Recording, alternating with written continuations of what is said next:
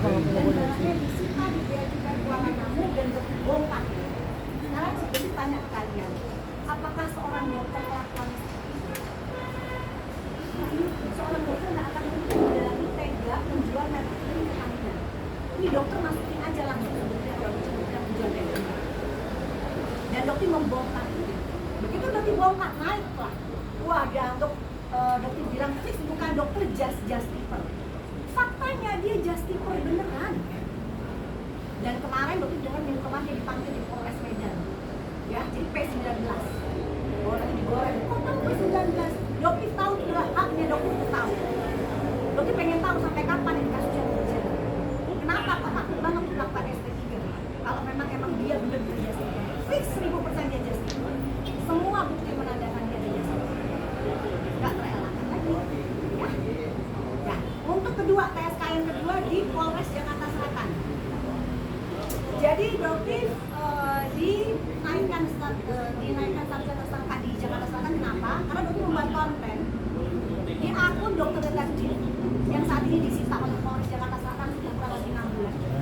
Ya, dokter bilang kalau nggak salah ya, Cat atau Suneo ya, lupa ya. Katanya kan kamu sudah izin praktek. Seperti itu ya, dokter ya. Oke, itu ada dasarnya. Dokter datang ke klinik Athena di Palembang sebagai pasien. Pasien apa? Pasien yang ingin melakukan injeksi stem cell. Ya, dokter tidak pernah tahu selama ini, selama kurang lebih sampai detik ini 19 tahun berputar di dunia kecantikan, tidak ada yang namanya stem cell itu belasan juta. Stem cell itu ratusan juta, 200 sampai 300 juta stem cell. Tetapi di klinik dia bisa menjual yang namanya mini stem cell dengan harga 15 juta.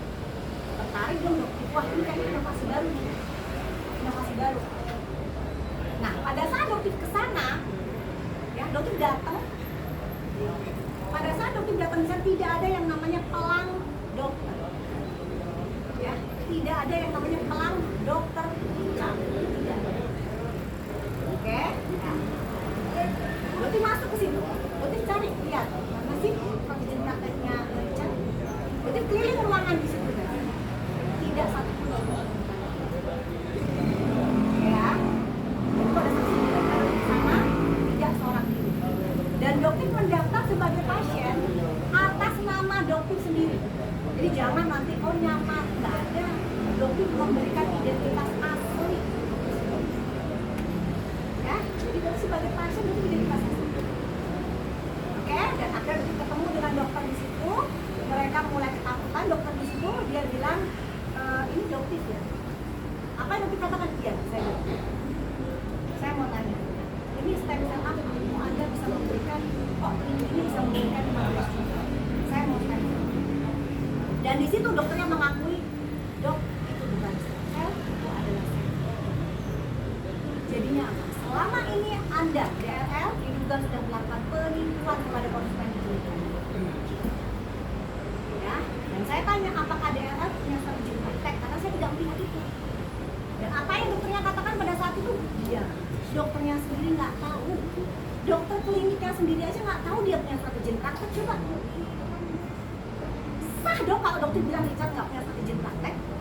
Dokter nggak menemukan di situ. Dan itu adalah aturan dari kode etik kedokteran Indonesia. Wajib meletakkan surat izin praktek yang mudah dilihat oleh pasien. Itu wajib. Ya, jadi dokter tidak takut. Dokter tunggu sampai P21. Kapan persidangan kita akan bongkar kemarin. Gitu. Oke? Ya, mungkin ada yang mau saya tanya. Baik, terima kasih teman-teman karena kita di sini sudah meluangkan waktunya acara konferensi terkait dengan perkara-perkara yang dilaporkan oleh tim kami selaku kuasa hukum dari dokter. Jadi begini, coba saya tambahkan. Yang pertama terkait dengan perkara TSK saudara DSL yang saat ini di Polda Metro Jaya sebagaimana sudah diumumkan oleh pihak humas dari Polda Metro Jaya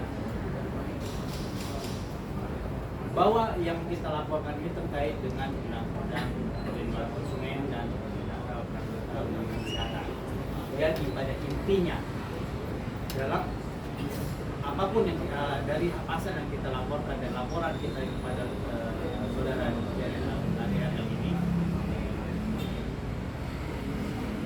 ancaman hukumannya itu 12 tahun. Dan kami sebagai kuasa hukum di sini melihat karena ancamannya ini di atas 10 tahun atau 12 tahun, seharusnya dari pihak Polda Metro Jaya atau tim penyidik bisa melakukan penahanan. Karena apa? Satu, barang yang dijual oleh pihak DRL sebagaimana yang sudah disebutkan di kode barang, salah satunya itu Tomato, sampai detik ini masih dijual bebas. Sedangkan yang kita tahu barang itu bukan barang yang seperti apa yang dia iklankan, sampaikan kepada publik bahwa ini white tomato, padahal itu bukan. Sehingga ini bisa dapat kami pastikan untuk dilakukan penahanan, karena itu salah satu alasannya. Karena sampai saat ini belum ada penarikan satu barang dari DRL sendiri. Seharusnya penyidik itu harusnya melakukan penahanan. Itu yang pertama. Yang kedua, terkait dengan laporan kita terkait dengan undang-undang kesehatan atau undang-undang konsumen ini, bahwa masyarakat bukan hanya dokter sendiri yang dirugikan. Kalau barang ini masih belum dilakukan penarikan oleh dari DRL, ini akan terus mengakibatkan kerugian materi kepada masyarakat yang mungkin belum tahu adanya berita ini atau gempa-gempa seperti yang ada sekarang. Jadi kami mohon kepada tim penyidik kepada Polda Metro Jaya, dengan adanya status PSK dari DRL ini dengan ancaman hukuman 12 tahun, kami meminta untuk dilakukan penahanan. Itu yang kami minta dari kepada tim penyidik Polda Metro Jaya. Itu aja. Yang kedua, terkait dengan SS, bahwa yang sudah disampaikan oleh Dokter bahwa awal mula yang dilakukan oleh oleh SS ini adalah beliau yang melakukan pertama kali menyebarkan nomor telepon Dokter di platform, salah satu platform yang inisialnya I, dan itu di Instastory. Begitu di pagi hari ini masuk berbagai WhatsApp dari nomor yang tidak dikenal yang menyebutkan, dan kita sudah menyerahkan bukti-bukti itu kepada tim penyidik bahwa di situ memang ada menyebutkan dia salah satu yang mem-WA ibu ini dapat dari SS, nomornya disebar SS lah atau apa begitu. Sebenarnya Dokter ini nggak mau melaporkan, tapi karena sudah dilaporkan, kita pun akan membuat laporan balik terhadap SS, dan itu masuk dalam undang-undang PDP terkait dengan illegal akses, di mana dia menyebarkan itu di ruang publik, dia yang bisa diakses oleh umum, oleh khalayak orang keluar. Sedangkan ibu dilaporkan terkait adanya penyebaran nomor telepon melalui WA, di mana WA itu hanya ruang tertutup, sehingga tidak dapat dikategorikan sebagai akses. Itu makanya alhamdulillah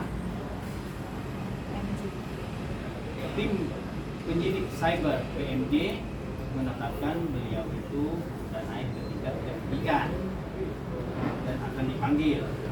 Kemungkinan yang berdasarkan informasi yang sudah disebutkan oleh dari PMJ, mungkin akan dilakukan penyitaan. Nah, itulah kenapa sampai detik ini kita menunggu kedatangan SSU menghadap ke pihak cyber, dan kemungkinan dengan adanya penyitaan akun ataupun apapun itu oleh tim penyidik, kemungkinan bisa naik untuk ditetapkan sebagai PSK. terkait dua hal ini, alhamdulillah apapun yang kita kerjakan dari laporan tim kuasa hukum ini bekerja membuahkan hasil. Memang di luar sana banyak bilang, oh ini nggak bakal naik, nggak jelas, maaf cakap DRL ini kebal hukum. Tapi alhamdulillah ini terbukti dari TSK. Sedangkan pada kasus-kasus yang ibu sebagai pelapor di Polres Jakarta Selatan, buat kami tim kuasa hukum ini sesuatu yang dipaksakan. Karena apa? Terkait dengan SIP. SIP itu berdasarkan peraturan Kemenkes juga, itu wajib dipasang, dipampang, dipajang, yang dapat dilihat oleh khalayak maupun pasien yang akan berobat di klinik ataupun rumah sakit. Ini kita ngomong klinik, di klinik itu wajib hukumnya untuk dipasang. Agar apa? Masyarakat ataupun pasien dapat melihat siapa-siapa dokter yang berpraktik di situ, bukan disembunyikan atau tidak dipapang di tempat lain. Diwajibkan dalam peraturan Kemenkes agar dapat dilihat layak umum. Nah, ini yang menjadi dalil beliau. Beliau ada DRL ini, tapi tidak dipasang di tempat yang seharusnya. Beliau bilang, oh saya ada, tapi tidak pasang di tempat yang bisa dilihat, tapi di atas lantai 2. Itu kan buat kami lucu. Seharusnya kalau memang beliau mempunyai SIP, mestinya dipasang agar tahu orang-orang, oh calon pasien, oh benar ada namanya DRL itu sebagai dokter yang berpraktek, walaupun dia berpraktek berdasarkan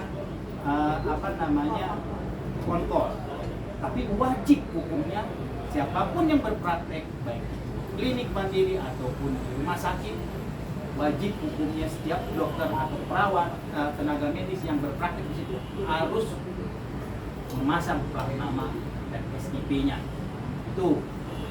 Jadi terkait dengan kasus di Jakarta Selatan sebagai ibu dokter sebagai PSK, buat kami itu lucu dan kami siap.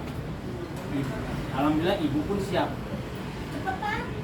Gitu. Jangan lama-lama. Jadi kami mohon ya kalau kepada masyarakat lah yang mungkin mengikuti cerita ini, buat kami dan buat Anda mungkin bisa melihat ini bisa menjadi suatu tambahan informasi lah, bahwa kalau ingin melakukan praktek jangan terbawa dengan iklan, habis itu melihat tempatnya mewah, oh dengan enaknya, oh dengan datang, oh ini bisa itu pasti bagus lah atau apa. Jadi ini sebagai masukan dari kami dari dokter untuk bisa jadi pembelajaran bahwa tidak semua yang dilakukan maaf cakap DRL itu terkait dengan SIP itu benar. Karena apa? Seharusnya tidak balik lagi peraturan Kemenkes harus dilakukan, bukan harus, wajib untuk memasang plat nama dan SIP dokter yang berperan. Itu aja sih. Buat kami sih ya kita siap maju. Klien kami ini karena dalam hal ini dia memberikan informasi kepada masyarakat bahwa ini bukan suatu kebohongan, tapi memang fakta adanya. Dan ibu di sana juga mendaftar sebagai pasien dengan nama pribadi. Itu aja. Ibu ya. Jadi gini ya, jadi dokter itu ingin lebih supaya lebih mudah dicerna masyarakat ya. Kalau misalnya kita punya strategi mengemudi SIM, kita mengendarai, kita punya SIM nih, ya, kita mengendarai motor atau mobil tengah jalan. Ternyata ada razia di situ, dan ternyata kita bilang kita kelupaan, SIM-nya nggak kita bawa. Oh, alasannya kita beralibi bilang, Pak Polisi, saya punya, tapi itu ketinggalan di rumah. tetap menilang atau tidak? Coba. Akan ditilang atau tidak? 1000% kalian akan ditilang. Nah, kalau pada suatu izin mengemudi kenapa dianggap tidak ada karena tidak membawa? Kok aturannya jadi berubah pada saat surat izin praktek tidak ada, tidak diletakkan sesuai dengan aturan. Hukum itu hitam putih, merah putih. Salah nggak ada yang namanya abu-abu. Salah ya salah, bener ya bener. Aturannya pasang ya pasang. Jangan ngeles, saya pasang di lantai 2, terus kamu pikir pasien yang datang suruh naik ke atas untuk suruh lihat. Bahkan dokter yang di situ juga nggak tahu kamu punya surat izin praktek. Berhenti DRL, berhenti melakukan kebohongan, melakukan apa istilahnya namanya ngeles dengan kalimat seperti itu. Stop. Memuakkan sekali loh apa yang kamu lakukan itu di matanya dokter, sangat memuakkan sekali. Makanya dokter minta PMJ tegak lurus orang ini ditahan. Ingat dengan kasusnya Karput, ya PMJ difitnah habis sama DRL, difitnah habis guys. Dibilang PMJ penyidik itu menyeret-nyeret, menarik dia itu semua adalah kebohongan fitnah besar yang dilakukan oleh DRL. Apakah PMJ juga rela nama PMJ akan rusak karena orang ini tidak ditahan? Luar biasa penggiringan opininya, framing kena buzzernya luar biasa. Dokter demi Allah, demi Rasulullah tidak pernah menggunakan buzzer. Tidak pernah, karena dokter yakin selama yang kita omongkan kebenaran fakta, Allah pasti belain. Nggak ada backingan. Sampai saat ini dokter dengar kemarin dokter adalah sempat dengar dokter ini adalah anak buah dari MS Glow. Dokter mengenal MS Glow, Mas Gilang, Sandi itu pada saat kasusnya Sahrul. Dokter berdiri di kaki sendiri. Dokter variabel bebas, tidak terikat dengan siapapun, tidak terafiliasi dengan brand manapun. Dokter ini variabel bebas, bebas berbicara apapun, asalkan itu benar. Ya, musiknya luar biasa, anak buahnya MS Glow lah, anak buahnya lain sebagainya, udah macam-macam. Itu semua adalah fitnah. Oh iya, satu hal lagi. Untuk SS, ya, dokter harapkan kedatangan kamu di Polres Jakarta Timur. Kenapa? Karena guys, kalian ingat pada saat persekusi dia menyebutkan dokter dibayar oleh pemasok merkuri terbesar di Indonesia. Sampai detik ini dokter tidak tahu siapa pelakunya. Kalian bisa lihat betapa gencarnya dokter melawan penjual skincare yang mengandung merkuri. Miris sekali kalau ternyata dokter dibayar oleh pemasok merkuri terbesar di Indonesia.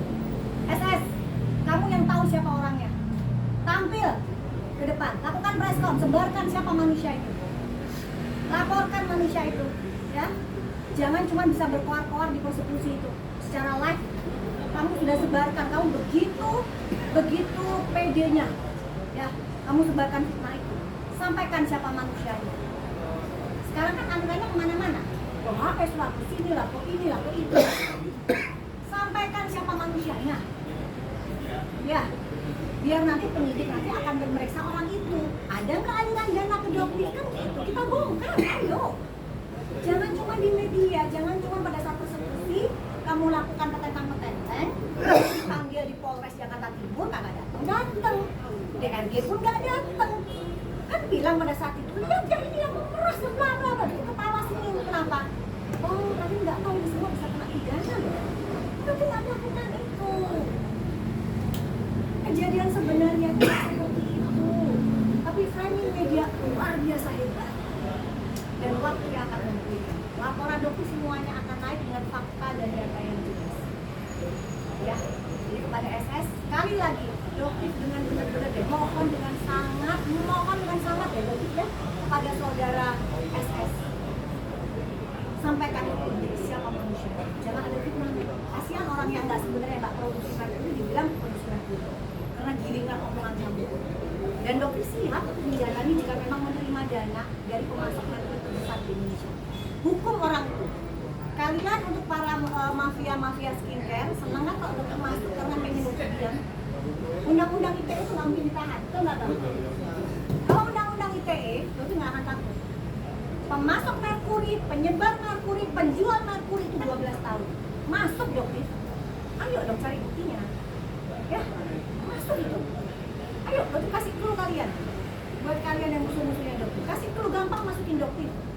Temukan pemasok merkuri tersebut, buktikan aliran dana ke dokter, sampaikan ke penyidik, langsung dokter ditahan. Nggak usah nunggu lama deh kalau misalnya si apa DRL setahun, ayo penyidik bantu dulu masyarakat yang kalah. Nggak usah lama-lama, kalau bisa ditahan cepat itu 12 tahun ditahan deh. Kalau dan Dokter bener-bener mohon kepada Pak Asep sebagai Pak Kapolda, Pak, ini institusi Polda Metro Jaya sangat dipertaruhkan di sini. Ya, Pak Bir Krimsus, ya mohon dengan berani, gagah berani, ya jangan takut, jangan ragu, jangan karena ada tekanan sana sini, udah merah putih aja lempeng, ditahan. Barang buktinya nggak cuma 2, Pak Asep, Pak Kapolda. Barang buktinya nggak cuma 2, barang buktinya lebih dari 2.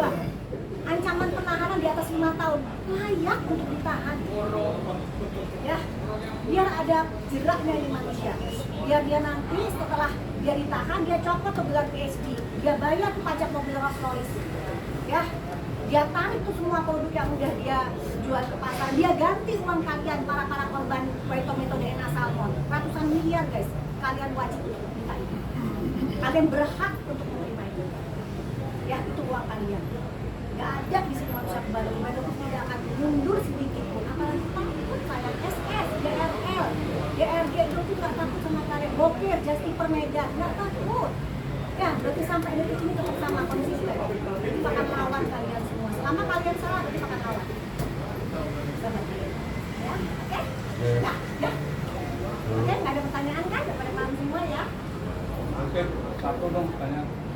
Dari semua laporan yang masuk dan sebagai terlapor, apakah ada perubahan di depannya? Atau memang semua akan semua ke meja hijau? Kalau RJ sih kita nggak tahu sistemnya seperti apa ya, Bang. Kita nggak tahu, kita nggak tahu ya. Tapi yang jelas yang dok itu tujuannya cuma satu, hak kalian, uang kalian kembali, bukan untuk menjarain orang. Uang kalian kembali, udah. Kalau yang namanya kemarin kejadian skincare overclaim yang mungkin omsetnya sampai, oh iya ada satu hal lagi dokter yang pengen agak-agak senggol sedikit. Yuk di pemerintahannya Bapak Prabowo kita bebersih yuk bareng-bareng ya. Jadi ada dugaan yang namanya apa? Money laundering. Nah itu diduga juga ada di skincare ya. Jadi sekian puluh miliar sementara barangnya tidak disebar di masyarakat. Yuk silakan dulu. Karena omsetnya luar biasa puluhan miliar, tapi barangnya juga dicari di masyarakat juga kalau nggak ada dugaan ya bahwa penjualan skincare itu dimasukkan dalam sistem money laundering. Dugaannya. Jadi di pemerintahan Pak Prabowo, Pak kita bersih-bersih deh Pak, ini udah jengah banget ini, mau sampai kapan begini? Pak Pur Baya, hormat Pak Pur Baya, salam kenal Pak. Pak tolong Pak, meskipun yang namanya Samsat ini mobil ini nggak langsung terikat dengan Menteri Keuangan Pak, tolong Pak. Bapak mungkin nggak instruksikan Samsat, Pemda Jabar, Pak KDM, Kang Dedi nggak takut kan dengan yang namanya DRL? Ya, Kang Dedi tolong diperiksa Kang Dedi. Ini ada yang namanya plat D 1533 QGK sampai detik ini tidak terdaftar Kang Dedi. Artinya apa Kang Dedi? Diduga melakukan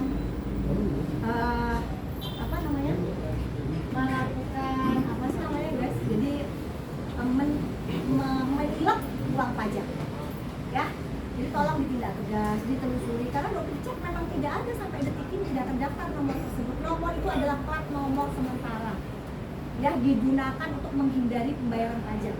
Akankah didiamkan manusia mengangkangi kok aturan-aturan?